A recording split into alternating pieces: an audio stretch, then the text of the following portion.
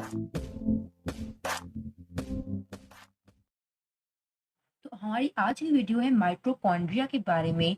हम जानते हैं कि माइटोकॉन्ड्रिया का इंट्रोडक्शन, उसकी मेन डेफिनेशन, उसके पार्ट्स, फंक्शंस आज हम सबको डिटेल में डिस्कस करेंगे। सबसे पहले जानते हैं कि माइटोकॉन्ड्रिया का मतलब क्या होता है। दरअसल जो वर्ड माइटो है उसका मतलब होता है थ्रेड, जबकि वर्ड कॉन्ड्रिया का मतलब होता है स्मॉल ग्रेन। माइटोकॉन्ड्रिया से मुराद वो स्मॉल धागे होते हैं जो कि सेल के स्ट्रक्चर के अंदर पाए जाते हैं। और आप सबको मालूम है कि हमारी बॉडी सेल पर मुश्तमिल है। जिस तरह एक एलिमेंट एटम से बना होता है, जिस तरह एक घर ब्लॉक्स की मदद से बना होता है, बिल्कुल उसी तरह ह्यूमन बॉडी सेल की मदद से बनी होती है। और माइटोकॉन्ड्रिया हमारी बॉडी के सेल का एक पार्ट है जो कि तमाम ऑर्गेनील्स की तरह है। हमारे सेल्स के अंदर डिफरेंट ऑर्गेनील्स पाए जाते हैं। इसमें क्या होता है, nucleus, cytoplasm, cell membrane, cell wall, ribosomes, mitochondria, ये तमाम हमारे सेल के ऑर्गेनील्स हैं। अगर हम जिस तरह हमारी फैमिली होती है, हमारी फैमिली मेंबर्स होते हैं, हम उनसे बातचीत करते हैं, अपनी हर बात डिस्कस करते हैं और हर फैमिली मेंबर का दूसरे फैमिली मेंबर से ताल्लुक होता है। बिल्कुल इसी तरह सेल के अंदर तमाम ऑर्गेनील्स का एक दूसरे से अच्छा खासा ताल्लुक होता है। एक दूसरे से फंक्शंस मिलते जुलते होते हैं उनके, और वो अपनी अलग अलग प्रॉपर्टीज पजेस करते हैं। तो चले आप जानते हैं माइटोकॉन्ड्रिया की मेन डेफिनेशन। माइटोकॉन्ड्रिया की डेफिनेशन ये होती है कि माइटोकॉन्ड्रिया वो small plate like spherical bodies होती हैं जो कि साइटोप्लाज्म में पाई जाती हैं। जो माइटोकॉन्ड्रिया होता है वो उसकी बॉडी स्फेरिकल होती है, उसकी बॉडी सर्कल नहीं होती, उसकी बॉडी ओवल शेप टाइप होती है, जिसको हम जिसकी बॉडी राइबोसोम से काफ़ी मिलती है। माइटोकॉन्ड्रिया और राइबोसोम की जो बॉडीज होती हैं वो काफ़ी मिलती हैं एक दूसरे से। हम ये नहीं कह सकते कि बिल्कुल राइबोसोम की तरह होते हैं, मगर थोड़ा बहुत राइबोसोम्स और माइटोकॉन्ड्रिया की बॉडीज मिलती हैं। शायद ये बात किसी बुक में या किसी इस तरह जगह पर ना लिखी हुई हो, लेकिन ये बात अगर हम डायग्राम्स को कंपेयर करें तो माइटोकॉन्ड्रियल राइबोसोम्स थोड़े बहुत मिलते हैं, जबकि माइटोकॉन्ड्रिया जो है वो सेल के अंदर मौजूद साइटोप्लाज्म में पाया जाता है। अब सबका सवाल ये होगा कि साइटोप्लाज्म आखिर होता क्या है। साइटोप्लाज्म दरअसल हमारे सेल में पाए जाने वाला वो लिक्विड फ्लूइड होता है जो कि सेल के अंदर पाया जाता है। हर तरह के सेल के अंदर पाए जाने वाले लिक्विड फ्लूइड को हम कहते हैं cytoplasm. Liquid fluid of our cell.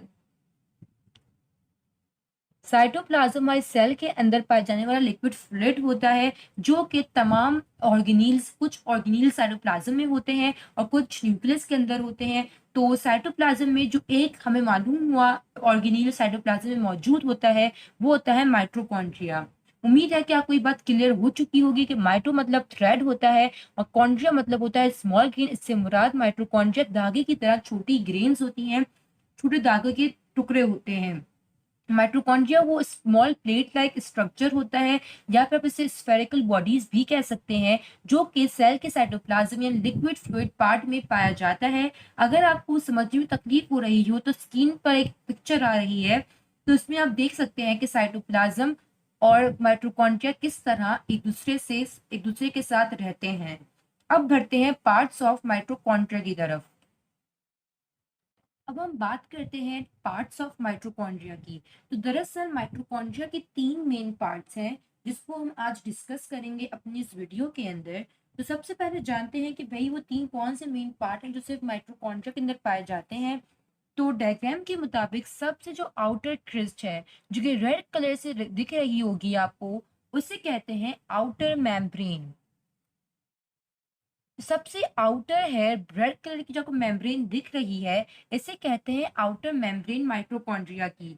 जबकि जो ये व्हाइट पार्ट आपको दिख रहा है दो ब्लू लाइंस के दरमियान में, इसे हम कहते हैं क्रिस्टाई और इनर मेम्ब्रेन। हम इसे क्रिस्टाई और इनर मेम्ब्रेन किसी एक खास वजह से, एक खास वजह की बिना पर कहते हैं, जिसको हम डिस्कस करते हैं। लेकिन अभी हमें समझना जरूरी होगा कि रेड कलर की जो आउटर मेम्ब्रेन है इसे हम कहते हैं outer membrane. Red membrane which is indicating in this diagram is called outer membrane. This white part of the diagram is called cristae or inner membrane, while this skin color fluid found inside the diagram, it is called matrix. Now we are going to discuss what is these parts stands for and what's their function. तो मुझे उम्मीद है कि आप सबको समझ आ गया होगा कि ये रेड पार्ट, जो रेड आउटलाइन है, इसे हम आउटर मेम्ब्रेन कहते हैं। जो वाइट पार्ट है उसे हम क्रिस्टाई कहते हैं, और मैट्रिक्स हम कहते हैं अंदर जो फ्लूइड है स्किन कलर का उसे। विजुअली डायग्राम्स इस तरह की गूगल पर आपको नहीं मिलती है। गूगल पर मुझे डायग्राम जो होती है वो थोड़ी इस तरह बनी हुई होती है, इस तरह से, या थोड़ी डिफिकल्ट होती है इस तरह करके, और थोड़ा इसमें थोड़ा सा सामान डला हुआ होता है, और ये चीज़ और वो चीज़ हमने इस तरह नहीं बनाई ताकि हमारे व्यूअर्स को आसानी हो और वो आसानी से समझ सके। यूजुअली हम जब सर्कल डायग्राम्स बनाते हैं तो हमारे लिए आसान होता है समझना कि कौन सा पार्ट कौन से के लिए है। अगर हम इसको इस तरह की शेप बनाते आप समझ नहीं पाती कि कौन सा पार्ट कौन सा है। इसलिए तमाम चीज़ों को क्लियर करने के लिए हमने रेड से इंडिकेट किया आउटर मेम्ब्रेन को, व्हाइट से इंडिकेट किया क्रिस्टाई या इनर मेम्ब्रेन को, जबकि इस स्किन कलर को हमने इंडिकेट किया मैट्रिक्स के लिए। अब बढ़ते हैं हम पार्ट्स ऑफ फंक्शन, जो पार्ट्स हैं माइटोकॉन्ड्रिया के, उनके फंक्शंस की तरफ। तो दरअसल सबसे पहले हम देखते हैं पार्ट आउटर मेम्ब्रेन का, क्योंकि आउटर मेम्ब्रेन से हम डिस्कस करेंगे, क्योंकि आउटर मेम्ब्रेन सबसे आउटर पार्ट है माइटोकॉन्ड्रिया का। It is smooth and consist of proteins. Outer membrane काफी स्मूथ, जो रेड कलर की मेम्ब्रेन आपको देख रही है काफी स्मूथ होती है और कंसिस्ट होती है प्रोटीन्स और लिपिड्स की। अगर आपने पहले ये बात पढ़ी होगी, मुझे उम्मीद है कि आपने पढ़ी होगी बात, कि most of the cell membranes जो होती है वो लिपिड्स और प्रोटीन्स पर मुश्तमिल होती हैं। कार्बोहाइड्रेट्स, प्रोटीन्स, लिपिड्स से जो है आउटर मेम्ब्रेन्स या सेल मेम्ब्रेन्स बनी हुई होती हैं ऑर्गेनील्स की। जो सेल की ऑर्गेनील्स होते हैं उनकी जो आउटर मेम्ब्रेन होती है वो ऑर्गेनिक कंपाउंड्स कह ले, बायोलॉजिकल मॉलिक्यूल्स कह ले, उससे बनती है। जिससे प्रोटीन आता है, लिपिड आता है, कार्बोहाइड्रेट आता है, न्यूक्लिक एसिड आता है।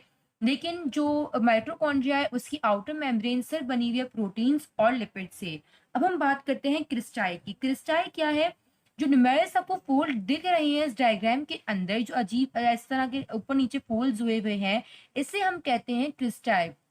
सो इनर मेम्ब्रेन वो मेम्ब्रेन होती है जिसके अंदर न्यूमेरस फोल्ड्स आप देख रहे हैं कि बहुत सारे इसमें फोल्ड्स हैं, उसे कहते हैं क्रिस्टाई। जो हमने दिखाया आपको व्हाइट पार्ट ऊपर बना हुआ था, तो हमने इसको इंडिकेशन थी कि भाई ये बहुत सारे जो फोल्ड्स हैं इसकी इंडिकेशन क्रिस्टाई से होती है। क्रिस्टाई जो है वो न्यूमेरस एंजाइम्स कंटेन करता है। पहले हम इसको हाईलाइट कर लें कि न्यूमेरस फोल्ड जिसमें होते हैं तो उसे आउटर मेम्ब्रेन कहा जाता है। हमने हर अलग अलग हाइलाइटर्स रखे हुए हैं हर अलग अलग पार्ट को इंडिकेट करने के लिए, ताकि आपको जब पढ़ें आप वापस वीडियो देखें तो आपको मुश्किल ना हो।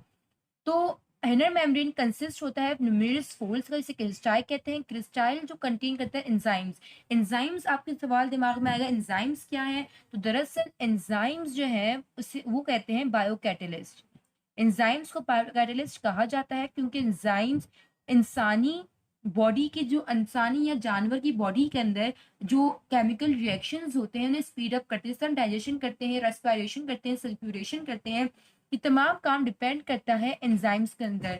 अच्छा जी, तो एंजाइम्स जो होते हैं बायोकैटलिस्ट होते हैं जो कि हमारी बॉडी के अंदर केमिकल रिएक्शंस को स्पीड अप कर देते हैं। वो स्पीड अप इस तरह करते हैं, सर डाइजेशन करते हैं, रेस्पिरेशन करते हैं, सर्कुलेशन करते हैं। ये सब काम होता है एंजाइम का। तो क्रिस्टाई के अंदर हमेशा ये बात ये याद रखिएगा कि क्रिस्टाई कंटेन करता है एंजाइम्स, ताकि इससे आपको मालूम हो सकेगा कि एंजाइम इसकी बिल्कुल अलग खूबी है क्रिस्टाई की। Which take part in release of energy. अगर हम खाना खाते हैं और हमारा खाना डाइजेस्ट होता है, हमारे अंदर एनर्जी आती है, तो सब काम होता है एंजाइम्स का। एंजाइम का दूसरे भी हमारी बॉडी के पार्ट्स काम कर रहे होते हैं, but generally and mainly the main part is of enzymes. Enzymes की वीडियो हम आगे आपके साथ जरूर शेयर करेंगे, उसके फैक्टर्स और उसकी डेफिनेशन और उसके मतलब तमाम टाइप्स वगैरह इंशाल्लाह। लेकिन अभी के लिए आपको हमेशा याद रखिएगा कि क्रिस्टाई कंटेन्स एंजाइम्स।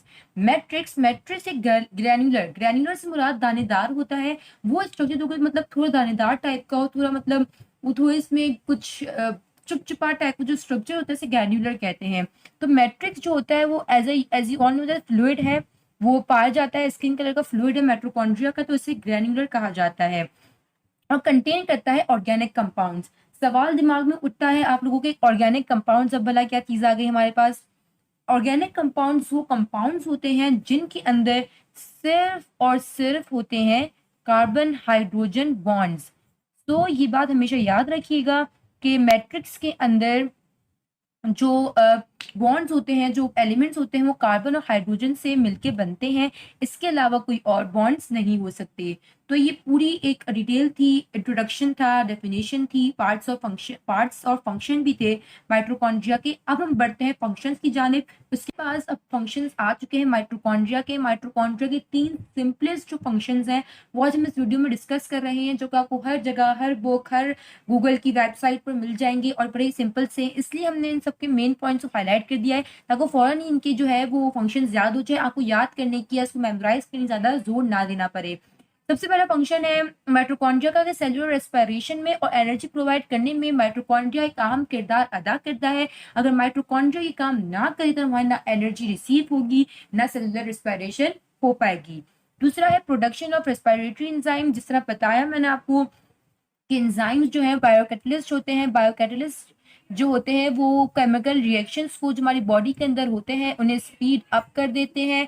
तो एंजाइम्स जो माइटोकॉन्ड्रिया जो है वो प्रोड्यूस करते हैं रेस्पिरेटरी एंजाइम, जो कि रेस्पिरेटरी जो हमारा सेलुलर जो हमारा रेस्पिरेशन होता है उस प्रोसेस को इंक्रीज कर देते हैं। और इन्हें पावर ऑफ द सेल भी कहा जाता है। पावर हाउस इसलिए कहा जाता है क्योंकि वहां पर रेस्पिरेशन के तमाम काम हो रहे होते हैं। जब रेस्पिरेटरी एंजाइम्स प्रोड्यूस करता है माइटोकॉन्ड्रिया तो रेस्पिरेशन फास्ट हो जाती है। रेस्पिरेशन फास्ट होने की वजह से उसे powerhouse of the cell का नाम क्या दिया गया है। उम्मीद है आपको वीडियो समझ में आई होगी। अगर कोई आपको और बायो का टॉपिक समझना है तो हमें जरूर बताइए। बायो किसी भी सब्जेक्ट का कोई टॉपिक समझना है आपको मुश्किल है, हमें बताइए, डीएम कर दें हमें नीचे कमेंट सेक्शन में, ताकि हम आपकी मदद कर सकें और तमाम आपको जो है मसाइल को हल कर सकें। पिक्चर्स आपके पास आ चुकी होंगी। अल्लाह हाफिज, अपना बहुत ख्याल रखें।